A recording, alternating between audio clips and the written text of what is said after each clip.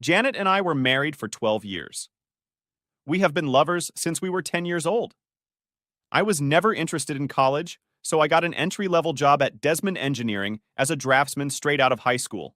A year later, Janet and I got married, and the following year we became the proud parents of twin girls, Bethany and Brittany. Things were tough for the first few years, but we watched our pennies and things seemed to work out. I was still a draftsman, but I was a few grades higher than when I started. Money was better, but still tight. We managed to save enough money to buy a small house, and we had 2 nice cars. They weren't new, but they weren't old-fashioned either. Janet always wanted to be a housewife, so she never worked. We didn't need any extra money, so that was fine with me. We were both healthy and in good shape. Janet was a little stockier than when we got married, but not by much. She was just over 5 feet tall and had dark brown hair with bangs. She looked like little Marie Osmond. I haven't changed at all. I played right tackle on the high school football team, so I wasn't small, but I wasn't flabby either. Billy Martin moved to Reading from Lancaster about a year ago and took a job with Desmond Engineering as a surveyor. Billy and I played football against each other and immediately became friends. He also married his high school sweetheart, a redhead named Sarah. Sarah and Janet became instant friends. They didn't have children yet, but they were ideal nannies. When we weren't at work, Billy and I enjoyed each other's company. It was a pleasant breakaway from my wives. Of course, Janet and Sarah did the same. They went shopping together, went to parties and club meetings, and Billy and I watched the girls on TV. Sarah also took a job as a secretary at Gilbert Engineering, located just outside the city. I started noticing some things about 6 months ago. Previously, the PTA meeting was held once a month, but now it is once a week. Sarah didn't have children, but she always went to see Janet. The frequency of Tupperware and Magic Chef parties seemed to increase every month, but they never bought anything. They joined a book club, but never seemed to find time to read. On weekends, they spent hours shopping, but bought very little. Janet's collection of fashionable lingerie seemed to be growing, but I never got to enjoy any of it. It started eating me. I never mentioned anything to Billy because he didn't seem to care. I didn't want to cause problems if something happened. About an hour after I put the girls to bed, Janet came home from some kind of basket party. She took a shower before Sarah picked her up and took another as soon as she got home. This seemed strange to me. While she was in the shower, I quickly checked the basket and found a set of black lace lingerie. Who would wear black lace lingerie to a basket party? I'm not in the habit of checking my wife's panties, but I did this tonight and found that the panties were wet and sticky. I put them in my pocket. Until tonight, I had never once rummaged through my wife's purse or wallet. The only thing I was really interested in was her cell phone. Apparently, she was pretty sure I wouldn't spy because she hadn't deleted a single call in the last week. The majority of calls were addressed to Sarah, but a large number of incoming and outgoing calls were addressed to KC, KH, and KW.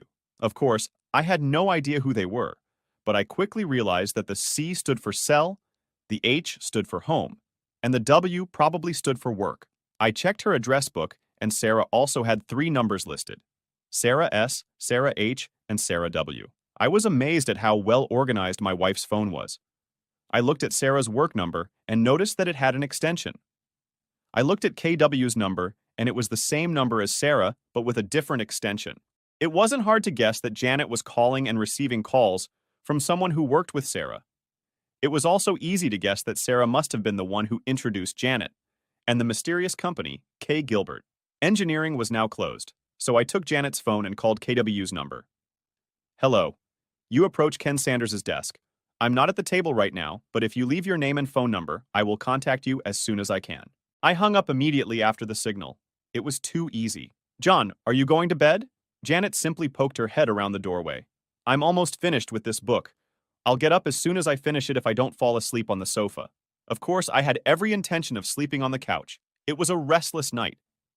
I kept trying to figure out what I did wrong or what I could have done differently. It was a terrible waste of time and mental effort. Every time I redirected my thoughts to what I should do, they kept coming back to what I should do. I kept looking at the clock, and it didn't move. All I knew for sure was that I was not going to take any blame for what happened or what was going to happen. I woke up to the sounds of my 2 little angels cooking breakfast. Janet encouraged them to take care of themselves rather than wait. It was a good idea, and it seemed to work. I was stretching and scratching myself when my wife entered the room. You better hurry up, John, or you'll be late for work. No problem. I'm not going to work today. Why? You never miss work. Too many personal problems? I yawned and trudged towards the bathroom. I needed a shower. Janet looked a little puzzled. When I returned, the girls had already left for school. I took a cup of coffee and sat down at the table opposite my wife. She looked at me reluctantly, as if expecting something, but not knowing what. Tell me about your novel. I didn't want to beat around the bush, but I almost knew she wasn't going to just open up and bare her soul. Be serious, John. Is that why you're moping? Do you really think I'm cheating on you? Yes. Now tell me about your novel. We've been married 12 years, John. Why would you even think such a thing? Janet, I have work to do today, and I'm not going to sit here and play games with you. I'll ask you again. Tell me about your novel. My loving wife let out an exasperated sigh and leaned towards me. John, it's all in your head. There is no romance here. Well, I'd like to thank you for your honesty, but I can't right now, can I? She leaned back in her chair and sipped her coffee as if she had taken control of the situation. Can you answer me a few simple questions? Yes, John, of course. What would you like to know? Why do you go to PTA meetings every week, even though the PTA secretary says they only have monthly meetings, and you haven't been to one in 6 months? I do not understand what you're saying. She was a little less sassy. You and Sarah go to non-existent PTA meetings every Tuesday. Why would you lie about something like that? Janet pondered the question for a while, and then found the answer. I'm truly sorry, John. It's ladies' night at Rosie's Cantina on Tuesday, and Sarah and I are going for 2-for-1 margaritas. We didn't want you and Billy to think we were messing around, so you didn't tell us. It was a mistake, and I'm very sorry. From now on, we will inform. Nice try, Janet. Of course you know that I will check this. I'm sure Sarah will support you, but what about the people from Rosie? John, you're getting more out of this. When you go to little Tupperware parties and things like that, why do you take a shower before you leave and another when you get home? She was in no hurry again. A lot of women smoke at these parties. When I come home, I want to get rid of the smell of my hair. It's not a big deal, John. Why do you wear fancy underwear to go to these parties? You never wear sexy things for me unless it's a special night. Every evening you spend with these housewives, you wear your best. Why? I don't have a good answer to this question. I just want to feel dressed up sometimes when I go out. Her lies began to irritate me. It's time to put an end to this. I was angry, and it was difficult to control. These are the panties you wore last night. I threw them on the table. When you came home, the squat was wet and covered in something sticky. I know what the hell sperm is, and I know it's not mine. Don't try to tell me you have a yeast infection, or I swear I will. Hit you. Janet was squirming in her chair at this moment. She tried not to look at me. There didn't seem to be a quick answer. Damn it, Janet. Why did you come home with cum-stained panties last night? I want an answer. Stop it, John. Just stop it. I can't stand it anymore. We've been married for 12 years. How can you treat me like this? The continuous stream of lies and constant denial finally got to me. With all the strength I could muster, I threw my half-filled coffee cup across the room, smashing the front of the microwave. This time, there was no doubt that I had Janet's attention. I had never seen that expression on her face before, because she had never seen me angry before. Leaning across the table, I looked directly at her and spoke louder than before. Who the hell is Ken Sanders? She got out of the chair and backed towards the sink, trying to get away from me. Last time, who the hell is Ken Sanders? A friend. Just a friend. She was scared to death when those words came out of her mouth. Did you have sex with him? Yes. Yes, I had sex with him. Did you have sex with him last night? Yes. Yes, I did it. Stop it, John. Please stop this. I'm really sorry. I'm really sorry. Just stop, please. She stood at the sink and bawled like crazy. I took a cup out of the cupboard and poured myself some fresh coffee. As I started to sit down, Janet's cell phone rang. Her eyes darted from me to the phone and back to me. This is from Ken. I think we better answer. I pressed the speakerphone button and answered the call. Good morning, sugar. I just came to work and saw that last night you tried to call me on my work number. Did you forget something at home? Janet, or should I say Sugar, seemed distressed. There was a moment of silence. Janet, are you here? Is there something wrong? She looked at me with a petrified expression. I nodded back to her. Ken. She hesitated. Ken, my husband is here. He knows about us. He has his phone on speaker. He didn't hang up, but he didn't answer either. I felt obligated to let him off the hook. Ken, good buddy. I have some things I need to do this morning, but I promise to come see you this afternoon. Maybe you should put 911 on your speed dial. I ended the call and put the phone back in my pocket. Janet just stood at the sink in her robe, shaking. I have to go. I have one more question. What is the name of the guy Sarah is dating? John, no, please don't make me. The second cup flew across the room and crashed into the tiled wall behind the sink. She jumped back and couldn't speak fast enough. Kelvin? Calvin Bostic. I'll be back this afternoon. Remove all your belongings before this time. My mom will stay with the girls until we make other arrangements. Anything you can't fit in your car, I'll get it for you. Let my mother know where you will be. Do not call me. She didn't move or say anything else as I walked out the door. Of course, I had no idea what to do next. I decided to go into the office and see Billy. I thought of him as a friend and felt that he should know what was going on. It was pretty easy to figure out that Sarah met Calvin at work and became friends with him. Ken was probably Calvin's friend, who needed a date. I may have simplified this a bit, but I thought it was close enough. Billy was not in the office. He was on the spot setting some bets or something like that. I called him on his cell phone. Billy, I don't want to bother you, but I have bad news. Is someone injured? Not yet, but they will. What the hell are you talking about, John? Janet and Sarah got themselves a couple of boyfriends. On all those nights when they had to go to meetings and Tupperware parties, they actually got together. You are sure? I don't believe you, John. Sounds like some kind of nonsense to me. Ask Sarah about a guy named Calvin Bostic. He works with her in Gilbert. I think she introduced Janet to another guy from there. Damn, are you sure? Damn it, John. I know Calvin Bostic. We were in the same graduating class. What about a guy named Ken Sanders? Yes, him too. Tall, skinny guy. Billy, I believe Janet is going to warn Sarah as soon as she can. Janet gave me a whole lot of crap this morning before I pinned her down. I'm sure you'll get the same from Sarah. Billy hung up and I went to HR to ask for a short leave. I didn't feel like working right now. It only took 10 minutes to transfer all the work I was doing to another draftsman. Around the same time, Janet's cell phone rang. Caller ID showed it was Sarah. Janet, what the hell is going on? Billy just called me. He arrives at the office. I think someone said something to him. I didn't answer her. Janet, are you here? Now is not the best time to play. Hi, Sarah. This is John. I had to borrow Janet's cell phone this morning. Mine was dead. What are you talking about, Sarah? What exactly did someone say to Billy? I couldn't help it. At that moment, I felt angry and disgusted. I'm so sorry, John. I thought I was calling Janet. I'll try to take her home. I don't think you should bother her right now. She is very busy packing all her things. She doesn't have time to chat.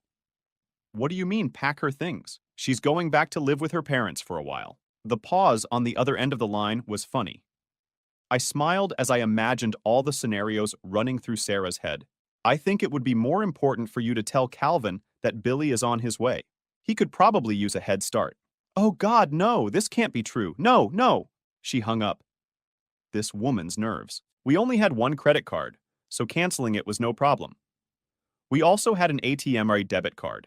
It took me 5 minutes to change the PIN number. I had no idea what to do with the checking account, so I just ignored it for now. In any case, I needed it to pay utilities and other bills. I just hoped Janet didn't take any receipts with her. The cell phone rang again, but this time it was my phone.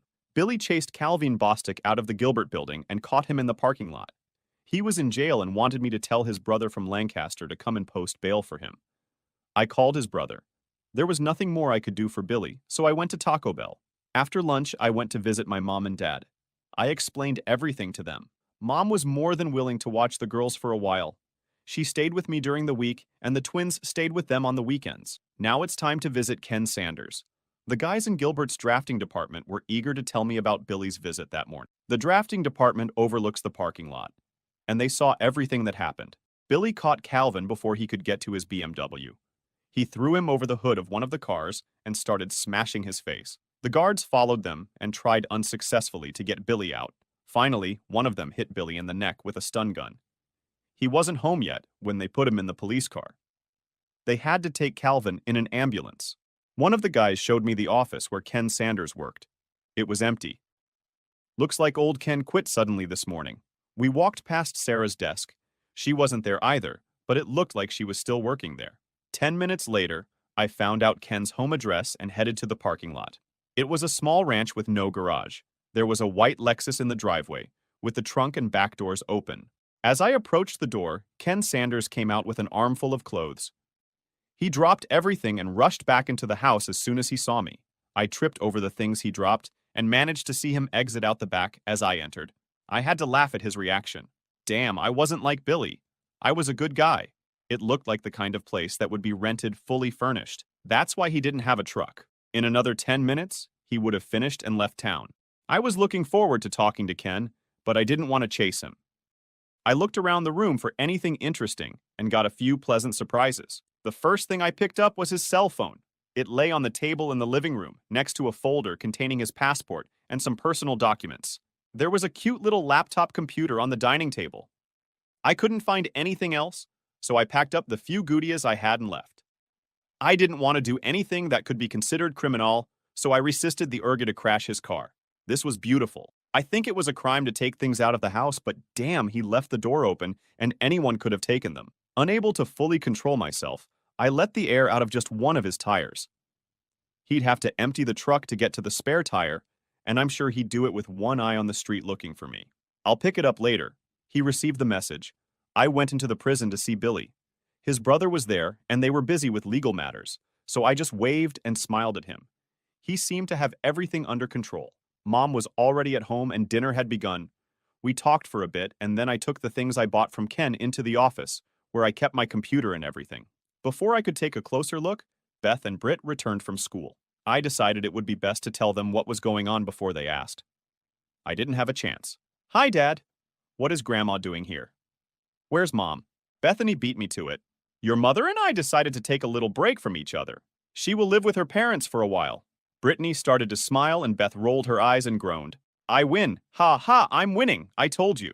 Britt was gloating about something, and her sister was frowning. What's happening? What's so funny? Brittany volunteered to explain. Beth and I had an argument.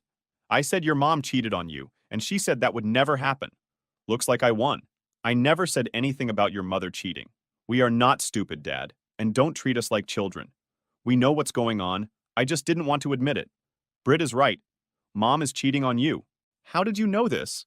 I just found out. You're a little slow, Dad, and too trusting. Britt put her hand on my shoulder. It was strange. A 12-year-old girl trying to console her father. One Saturday when Mom and Sarah said they were going shopping at King of Prussia, Mom wouldn't let Britt and I go with her. She said it was an adult shopping day, and she would compensate us for it later. When we got to school on Monday, 2 kids said they saw her with a guy in Nobles Grove. We called them liars, but one of the girls had a photo on her cell phone. It seemed pretty trivial. I thought there must be an explanation. But Britt said she was cheating. Why didn't you tell me anything? They both just shrugged. A couple of weeks later, Tracy Mercer's parents saw Sarah, Mom, and 2 guys at TGI Fridays in Allentown. They told Tracy about it when they got home. I sat dumbfounded. Thank God Grandma invited us to dinner. We didn't discuss the issue during dinner, and I apologized before the dessert arrived. Luckily, the twins decided to leave the topic for the rest of the night. I felt relieved. I had just started looking through Ken's laptop when his cell phone rang. It was a text message. DKSRY 4 SNAFU. LYJ. Dear Ken, sorry for the trouble. Love, Janet. I'm not the world's best texter. In fact, I'm pretty bad. But I had no trouble reading this message. It came from Sarah's cell phone, which meant Sarah and Janet were together. I couldn't resist the temptation. TAJ. Thanks a lot, John. Now she knew that I had Ken's cell phone. I spent the next couple of hours going through files and folders on Ken's computer. There were no emails between Janet and Ken, but there were some interesting emails between Ken and some old friends in Lancaster. I was shocked by what I read, and I definitely didn't like it. Janet and I had been together almost our entire lives, and now I learned that I never really knew her. She seemed to have gotten closer to Ken in less than a year than she had with me in almost 20. While I was replacing the cartridge in the printer, I noticed that I was crying. This is not what I usually do. She had hurt me with her deception, and now I felt the salt in the wounds. Perhaps it was because of my tears. I printed out several emails and a dozen photographs. I would have taken more photos, but I ran out of expensive paper. There were no pornographic images, or even anything racy. All of them were suitable for mixed company. Beth poked her nose in the door and asked if she could call her mother. I didn't feel like I could refuse. My mother was with the twins while they talked to Janet and overheard everything. She didn't eavesdrop, but it seemed like the girls weren't trying to hide anything. Mom later told me that they didn't cut Janet any slack and blamed her for the whole problem. The conversation lasted less than 5 minutes. The emails were extremely interesting. Ken applied and was hired as an engineer for an alternative energy project in Spain. His start date was in 6 weeks. Apparently, he did not warn Gilbert about his departure. I'm sure Sarah knew, but no one else mentioned it. He had all the documents ready for the trip except for my passport. I'm sure he could find a replacement, but he better hurry if he wants to set a start date. I guess he could always go to the police and report that I stole it, but I didn't think he would do that. He hasn't booked his plane tickets yet. One of the letters to a close friend explained a lot. Janet planned to get a divorce after joining Ken in Spain. She realized that I would never allow her to take the girls out of the country, so she was going to declare me an unfit father. The letter didn't go into detail about how she was going to achieve this, but it did indicate that it would be severe enough to revoke my visitation rights for the twins or custody. It was completely despicable. Ken wrote this letter, so it was all rumors. I would have liked to have gotten something original from Janet, but I had to make do with what I had. I printed out several copies of this letter. Mom fell asleep watching Leno, so I sent her to our bedroom. The girls have already gone to bed. I fell asleep on the couch and there were 4 empty beer bottles on the coffee table. I woke up to the smell of fresh coffee and bacon. Mom always prepared a good breakfast. The girls were finishing their cereal when I approached the table. I had to endure some good-natured digging before I could start cooking the eggs. The conversation was casual until it was time for the bus. Girls, I'm afraid your mother will try to separate us. She plans to declare me an unfit parent so she can keep you all to herself. I have no problem with shared custody if it keeps you two happy, but I won't give up my right to see you and be with you. I don't want you to have to pick sides, but I want you to know what's going on. Be careful and I don't listen to any lies. Dad, we are smarter than you think. Don't worry about anything. We love Mom, but we won't let her screw you up or anything. Brittany smiled and Beth gave me a thumbs up as they walked out the door. Mom filled my cup and sat down with hers. Relax, John. Everyone is on your side. After showering and shaving, I put on some clothes that were a little nicer than what I usually wear. When I left the house, I felt a little strange because I had 3 mobile phones with me. I made a mental note to buy the cell phone charger Ken had given me. I probably won't need it, but I'd rather be prepared for it. I checked into the family services office and waited for the caseworker to call me. I was confused when I finally got the call because I knew the woman who came to my aid. John Terrell. I haven't seen you for over 10 years. What did you do? Jody Mitchell was easy to remember. In high school, she was one of the goth girls. The goths had their own small group and stuck together. They were ostracized by most of the other kids, especially the athletes, including me. She looked normal now, but I'll only ever remember her for her pink hair, black lipstick, and dark eye makeup. The funny thing is that the goths could never determine whether they were into drugs, sexual deviance, or witchcraft. As for Jody, it was probably none of those things, but you always believe the most outrageous things. The sign on her desk read, J. Mitchell. So I assumed that she had never been married. 12 years ago, I could understand it, but today she looked, John, what can I do for you? My train was interrupted by her question. I discovered that I stuttered a little. You look great, Jody. She laughed at my awkwardness. You mean compared to how I looked before? Now I felt embarrassed. Probably. But I didn't mean to imply anything. Relax, John. I was halfway through college when I realized that I was smart enough to see the world as I was, without a false facade. I've been what you would call normal for almost a decade now. I'm much more comfortable saying normal than before. Damn it, but that sounds patronizing. I have a hard time keeping my foot away from my mouth. You must excuse me. Forget it. Why are you here? Before we begin, I need to ask you a question. Do you have a file or report on me? Anything at all? Her fingers danced across the keys like a pianist. There's nothing here, John. You married Janet Wilcox, is that right? Yes. And there's nothing under her name either. It sounds like you two are feeding your children rather than beating them. You have children, right? Yes. We have 12-year-old twin girls, Bethany and Brittany. Fine. Now can we move on to the problem that brought you here? Jody, this is a little far-fetched, and I know it may seem hard to believe, but my wife is planning to leave me and wants to take the girls with her. It's not hard to believe, John. We see this all the time. Shouldn't she have a reason to do something like that? Usually when a mother comes to us, she has documents or something else to support the accusation. You just checked and there's nothing there now. Right? That's right, John. But how do I know that you're not setting me up because you did something and she hasn't had a chance to report it yet? She may be obtaining medical information or police reports before coming to our office. Just because we don't show anything on our computer doesn't mean you didn't do anything. You say I can't win. No, I'm not saying that. Why do you think she's going to do something like that? I had no intention of showing anyone the email Ken sent, but now I felt I had no choice. I had to ask myself why I made copies if I wasn't going to give them to anyone. I handed one across Jody's desk. Where did you take it? I took it from a computer that I got illegally. I know it can't be used for any legal reason, but it's kind of proof of what's going on. The word conspiracy comes to mind, but I don't know the legal definition of that. I wanted to talk to you or anyone in this office because I didn't know what to do. I don't know how to protect myself and my daughters from something like this, and I can't afford a lawyer. Jody Mitchell relaxed in her chair. I looked at her and didn't blink. She rocked back and forth several times and leaned toward me. Can you come back tomorrow morning? Yes. Fine. See you then. Can I keep this copy of the letter? I nodded yes and turned to walk out the door. It was nice to see you, John. I smiled and she smiled back. I forgot the goth girl and saw a new Jody. I didn't know any lawyers and didn't know anyone who knew lawyers, so I had to pick one from the phone book. I knew that she was planning to divorce me, but under the circumstances, things could change. I didn't want to take any risks. I wasn't sure what our financial picture would look like in the next few days or weeks, so I asked the lawyer to give me a price up front for the entire package and paid it in cash. I advised him to do it the fastest and easiest way he knows. If she wanted a house, she could have it. Because the property depreciated, it was worth less than the mortgage. I also insisted on joint custody of the twins. At a minimum, I would take full custody if he could do it. I would pay child support, but not alimony. Billy called me on the way to lunch. He needed housing, and I, of course, offered to shelter him. We met at Taco Bell for a gourmet lunch. When I approached, a stupid smile appeared on his face. I know you can't be that happy. What's happened? A friend of mine who works at Community General Hospital told me a little information about Calvin. Sarah went there to visit him. While she was there, Calvin's wife came in with their 2 children. Sarah had no idea what she was playing. Things got so messy that hospital security had to escort Sarah out. I walked past Gilbert to talk to her, and she was no longer there. She was gone.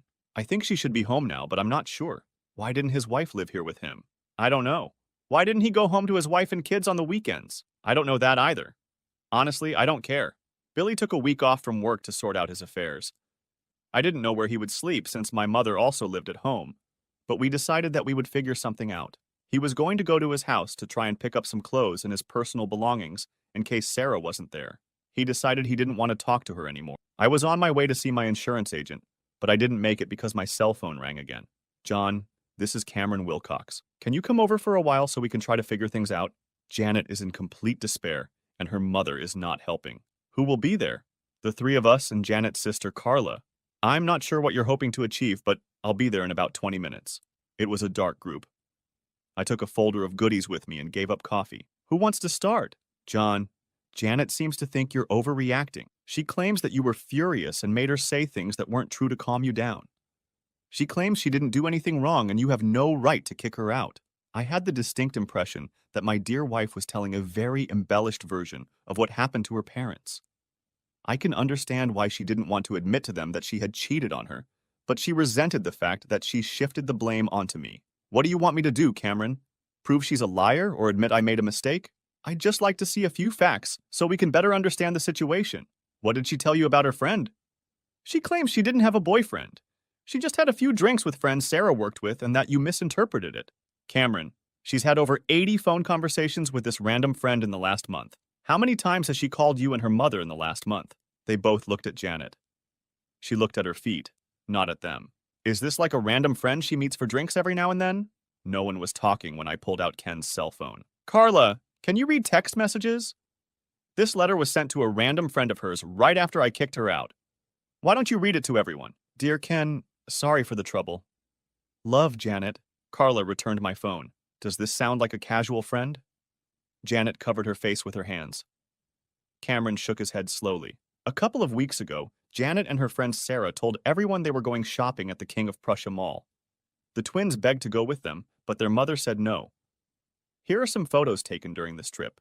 I handed Cameron 6 photographs. He looked at them and handed them to Martha and Carla. This is not like the King of Prussia. It's like Nebelgrove. Damn it, Janet, what's going on? Until this moment, Martha had been silent. Janet, in every photo you are holding onto that person's hand for dear life. It's not something you do with friends. It looks like the guy in these photos, Ken, is much more than just a friend, I guess. Are you trying to pull me here? The tears flowed slowly and quietly. This was not what she had hoped for. She didn't expect these photos. Here are a few more of the same. I think two of them are from Olive Garden, and one looks like Red Lobster. I have a few more. Luckily, my loving wife is wearing all of them. I think we've seen enough, John. I'm sorry we had to call you here for this. Cameron seemed upset at how he had been tricked. When I stood up, Janet was leaving the room, sobbing like a child. We never got to discuss the stains on her underwear. I think at that time there was no need for this. Cameron walked me to the door. John, I'm sorry we can't undo what's been done, but I guarantee you it won't be ignored. He shook my hand as I left. When I got home, Mom and Billy had already set up a fold-out bed in the living room. It wasn't really a hallway, just a small extra room where I kept my computer. Billy had a pile of extra clothes in the corner that he had taken from home. Sarah wasn't home when he came in. The most interesting thing that was waiting for me when I returned home was the mail. In fact, he was waiting not for me, but for Janet. A beautiful official envelope from the passport department. I knew I shouldn't open it, but I couldn't help myself. It was, of course, a passport, but more precisely, a family passport. The photo was of Janet and two girls. I remember the girls telling me that they had their picture taken, but I never imagined it was for that purpose. Of course, my passport was not in the envelope. I immediately called Cameron and asked him to tell Janet that the goods had arrived. If she needed a passport, all she had to do was send Ken home to pick it up. I would only give it to Ken. I was usually at work when the letter arrived. I would never have known she got it. Cameron told me that they had asked Janet to find another place to live. They had no idea where she was going to go. They seemed a little angry with their daughter. He promised to tell her about the passport. The conversation over dinner was interesting and mostly comprised of girls. Today, a woman from family service came to our school, Bethany said with a shy smile. Would you like to talk a little more about this? Did she talk to you together or separately? We are both at the same time. Her name was Jody. She said you went to high school together. We went to the same high school at the same time, but we weren't together. Britt frowned at me for being smart. Pay attention, Dad. What did she want to talk to you about? You. All she talked about was you. Beth and I agreed that she liked you. Did you understand this from a short conversation? She talked to us for over an hour. We missed the gym and the geography part. They were both talking at the same time, and I was having a hard time keeping up with them. Dinner was interrupted by Carla's phone call. She wanted to talk. I met Sister Janet at McDonald's. We took a corner table with two very hot coffees. John, Janet asked me to try to explain what was going on. She couldn't do it herself. This may sound stupid, but if I have questions, how will you answer them? I don't think I can. All I can do is talk and you listen. I'm sure I'll mess something up anyway because most of it sounded like gibberish when she told it to me. You are setting me up so that you can tell me that you have no answers. Only excuses and justifications. I always knew you were smart, John. Let's get this over with. I have other things to do. First of all, she blames Sarah for everything. Sarah started cheating on Billy, and it sounded exciting and romantic. Janet said she had never had an exciting or romantic experience. All she ever had was you. Loving and reliable. When Ken Sanders started in Gilbert, Sarah convinced Janet to join them for a drink and a bite to eat. While they were together, Sarah and Calvin often disappeared for a little lovemaking and left Janet and Ken alone. Eventually, they started messing around too, and soon, it was a full-blown affair. Once it started, she couldn't or wouldn't stop it. Ken impressed her with his stories of what he was doing and what he was going to do. She wanted to go with and share it all. When he asked her to go to Spain, she jumped at it.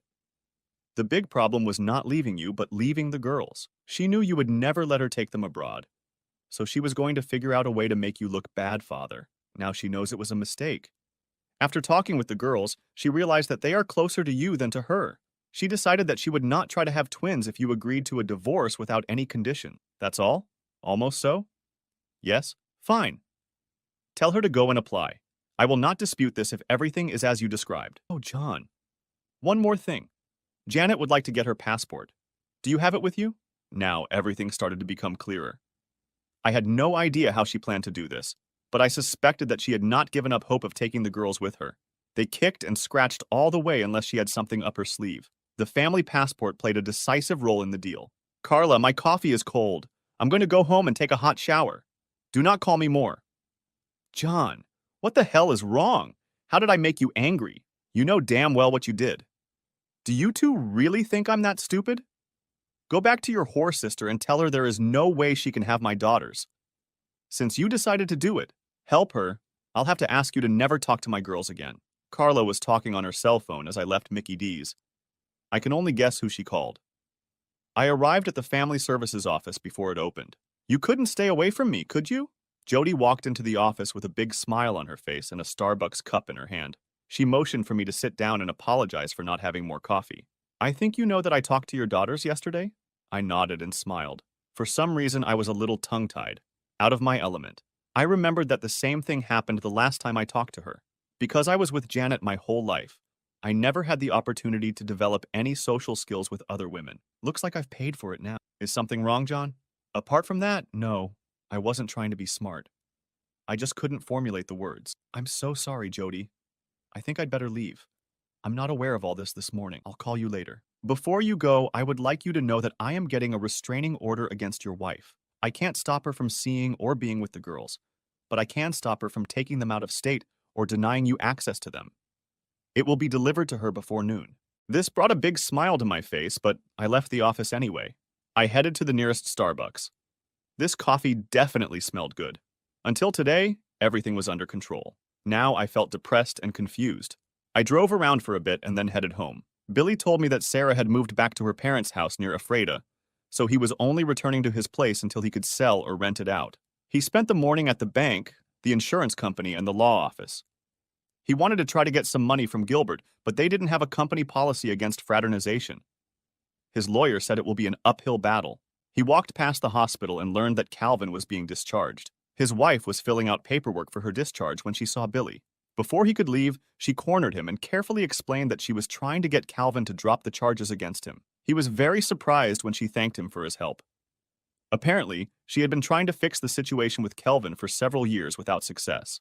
After Billy left, I just sat on the porch and drank beer. Mom brought me a meatloaf sandwich and sat with me for a while.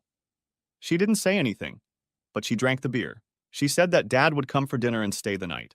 When Jody Mitchell pulled up, Mom came into the house. Jody sat next to me, but refused the cold beer I offered. We sat there for a few seconds before she spoke. I served Janet's papers about an hour ago. She was a very angry woman.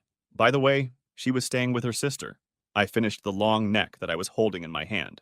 I think it's good, but why do I feel so bad? In such cases, there is nothing good, John, just less bad. I pulled out another beer, paused, and put it back in the refrigerator. Could you come in and explain all this to the girls? I get along well with them, but no matter how carefully I express myself, it will sound like I'm blaming their mother. I'm afraid if I do this, I will somehow push them away. I do not want to do this. How about 7 tonight? I nodded as she stood up and walked to her car. She stopped halfway and looked back. This was a good sign, and I smiled. She smiled back. Jody came over that evening and spent a long time with Beth and Britt. Billy and I were busy searching his house and clearing out anything that belonged to Sarah or reminded him of Sarah. Jody started coming to our house several times a week. Pretty soon, she was spending as much time with my mom as she was with the girls. I noticed that she was ignoring me. This suited me, but I was curious. One evening, after the girls had gone to bed, she sat next to me. I felt like I had to talk to her. I didn't have the chance. She spoke first. Danny, do you have any wine? Something like that. My speaking skills still needed work. What does it mean?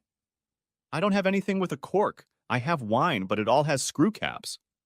She seemed to think it was funny. Bring me something red and bring me a bottle. Well, the bottle looked more like a jug, but she didn't seem to mind. I poured it, and we drank. Finally, I forced myself to break the ice. I think the girls get a lot of benefit from your visits. How long will you have to see them? Oh, the twins are fine. They don't need to see me. I came to her to see you. I don't understand. You barely even talk to me when you're here. I thought that was what you wanted. Not really. I was just afraid you had some kind of rule against fraternizing with clients. Her quiet laugh made me feel more comfortable. I'm amazed that you didn't even ask to see my tattoos. What tattoos? It was clear that she was trying to engage me in some frivolous conversation to try to relax me. It was a good plan, and I appreciated it. I have 4 of them, and I got them when I was in high school. 3 are easy to find, but 1 is harder. Are you going to show them to me, or will I have to look for them? It'll be more fun if you watch, but I'm going to need some more wine if you're going to do this. We both laughed as I filled her glass to the brim. The hunt was much more interesting because we had to be quiet so as not to wake the girls. The 4th one was indeed in a very secluded place, and I admired her for a long time before she pushed me away. She left before the twins got out of bed, but I had a strange feeling that they knew what had happened. I told my lawyer from the phone book to finish the divorce papers and deliver them. Janet will have to accept what I suggest or do it herself. She was still living with Carla when the papers were served. There was no answer, and they didn't even call me. Several more weeks passed. Things weren't going well for my father. Mom spent more time there than with me. Fortunately, school was just ending, and the girls moved in with her for the summer. By the end of the summer, Dad was transferred to a nursing home. Billy and I helped Mom prepare the family home for sale, and Mom moved back in with me. Jody visited the girls at their mother's all summer and spent 3 or 4 evenings a week with me. They went shopping and out to dinner together, and I was glad for the attention Brittany and Bethany were giving. At least I didn't envy them anymore. I was pretty sure they knew what was going on between Jody and me. Janet called the girls about once a week, but the conversations were always short, and according to her mother, seemed tense. Most of the time, the twins didn't even tell me she called. Billy's divorce from Sarah was finalized. I had no idea what my status was. He also decided he wanted to start his own surveying business and asked me to come with him. I didn't have enough money to contribute until my mom came to the rescue. When she and her father ran out of money, Medicare picked up his expenses. Instead of watching it all disappear, she thought I should use it for business. I believe she also thought of it as an investment in her future. 3 months later, Billy and I had our own small surveying business. Fortunately, my drawing skills developed into drawing stories. About a week into the new semester, the twins were visited by their mother. They thought they would go to the guidance office to see Jody, and they were both disappointed to see Janet. They tried their best to be polite and respectful to her, but they still couldn't. She told them she loved them both and was sorry things turned out the way they did. She was going to Spain to see the windmills and would send them some postcards. She promised to call them every year on their birthday and send them amazing Christmas gifts. They said she cried when she left. Janet never called me to tell me she was leaving, but the next week her parents showed up at the house. They apologized again for what Janet did, but made no attempt to defend her or justify her actions. Brittany and Bethany were their only grandchildren, and they wanted to be able to see them. I had no problem with their request. They said Carla was too ashamed to come to me. She was torn between her sister and her parents. 2 months later, my divorce was final. Jody and I went to Red Lobster to celebrate. It was a rare evening without girls. They didn't seem to mind. In fact, I think they were, in some ways, happy. We spent the night at a local Holiday Inn. The twins were delighted when I returned home at 10 o'clock the next morning. They didn't say anything, but they smiled from ear to ear all day. A year later, things were going great, but unfortunately, Dad passed away. Mom expressed interest in moving to Florida with her sister, but did not want to leave the girls. The twins felt that their grandmother had to leave. They carefully explained to me that Jody could take her place, even though she couldn't cook as well as my mother. They also insisted that they were old enough to live in separate rooms. It was an obvious and good plan. The girls received birthday cards from their mother, but there was no phone call. She also sent many cards. All the postcards showed Spanish windmills. I wasn't sure what that meant. She sent them 2 fashionable embroidered dresses for Christmas, but didn't expect young girls entering their teens to experience a growth spurt.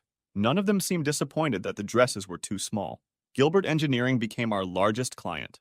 Billy was pleased to learn that Calvin was now teaching electronics at Lebanon County Vocational School, which was a big downgrade from his previous position. He was no longer married. Sarah remarried and moved to California. Ken Sanders didn't last 6 months at his new job. He was now working in the States, but no one seemed to know where. Billy contacted his high school's alumni association to see if he could figure it out. My best friend always thought I got away with Ken too easily. The strange thing was that the girls still received postcards with pictures of windmills. There was never any information on the cards, just general sentiments. Cameron told me that Janet called them several times. She worked at a travel agency in Barcelona. She never mentioned Ken or gave them any information about what happened between them. Jody and I went to Maryland to get married quietly. A year later, she was waiting. Brittany and Bethany were just as excited as we were. They were looking forward to having a little goth girl as a sister. I think it was some kind of private joke between the girls and their new mother. They never let me in on it. I never understood the significance of Spanish windmills.